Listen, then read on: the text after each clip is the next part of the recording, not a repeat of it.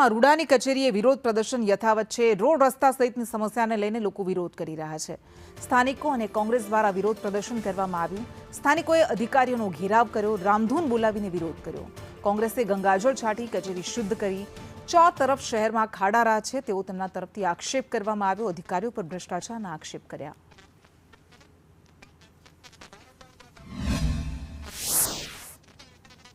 ગામડાઓની અંદર પ્રાથમિક સુવિધા ન મળતા અત્યારે સ્થાનિકોની સાથે કોંગ્રેસ આગેવાનો છે અહીંયા કચેરીની અંદર આવીને અધિકારીઓનો ઘેરાવ કરી રહ્યા છે। વિકાસના દાવા ખાડાની અંદર દટાઈ ગયા છે તે પ્રકારનો દાવો કરવામાં આવ્યો છે। અહીંયા ધરણા ઉપર બેઠા છે, કચેરી છે તેની અંદર જ તમામ કાર્યકર્તાઓ આગેવાનો ગામના લોકો છે વિરોધ કરવામાં આવી રહ્યા છે। રૂડાના અધિકારી છે તેમનો ઘેરાવ છે તે પણ કરવામાં આવી રહ્યો છે। શું કહેશો તમે? વિરોધ કરવામાં આવી રહ્યો છે। વિરોધ કરવામાં એવું છે કે અમારા જે કુવાડવા છે, સાતનમાંથી સોખડા રોડ છે અને સાતનમાં અને માના ડુંગર છે અને નવો 150 ફૂટ રિંગ રોડ ઉડામાં આવે છે એ છે।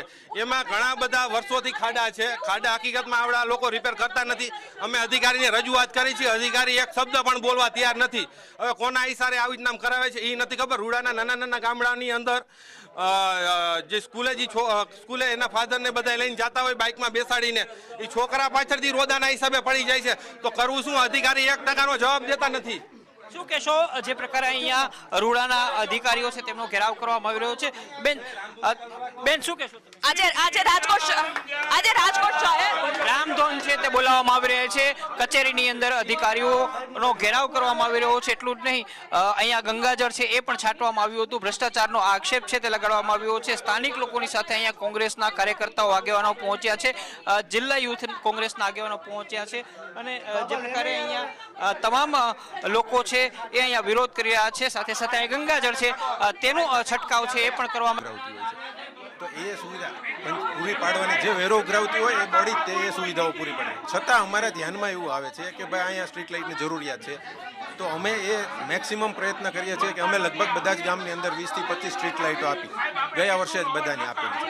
સાથે રોડ રસ્તા ડિવાઈડ થયેલા હોય, અમુક જિલ્લા પંચાયત હસ્તકના રોડ હોય છે, અમુક આરએનબી પંચાયતના રોડ હોય છે, અમુક આરએનબી સ્ટેટના રોડ હોય છે। તો એ રોડ અમારો જે ડેવલપમેન્ટ પ્લાન છે એની અંદર જે રોડ આવતા હોય છે એ રોડ બનાવવાની અમારી જવાબદારી હોય છે।